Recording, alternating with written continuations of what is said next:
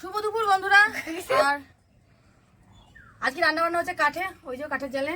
আর কাঠের মধ্যে দিয়ে দিচ্ছি বেগুন পোড়া আর হচ্ছে টমেটো পোড়া, যেটা বেগুনের ভেতরে দিয়েছে দেখো লঙ্কা সেদ্ধ হয়ে গেছে। আর রসুন দিয়েছিলাম, রসুনগুলো তো খুঁজে পাচ্ছি না, মনে এই যে রসুন, এই দেখো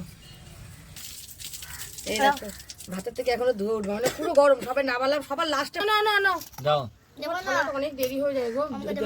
এই যে কি পাখি? এই কটা দেবো, এই কটা দেবো একটা দেখছিস? তো বাবাকে দিয়ে একটা ঝামেলা শেষ হয় না।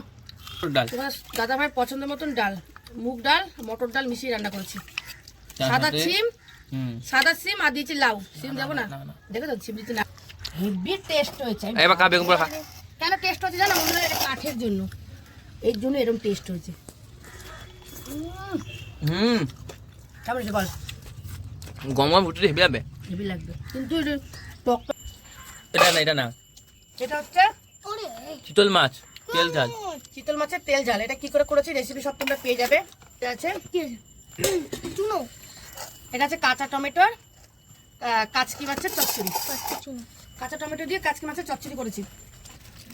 এটা কোন দোকান থেকে নিয়ে এসছো গো? আর দোকান? আমাদের পাড়ার দোকান। তোমার দুই কেন মনে হচ্ছে? মনে হচ্ছে ওকে লটে পেয়েছে, আবার আজকে গিয়ে দেখি লট নিয়ে এসছে। বাবু সবার পরে খেলে বোধ হয় কাগজ সাথে পাবি না।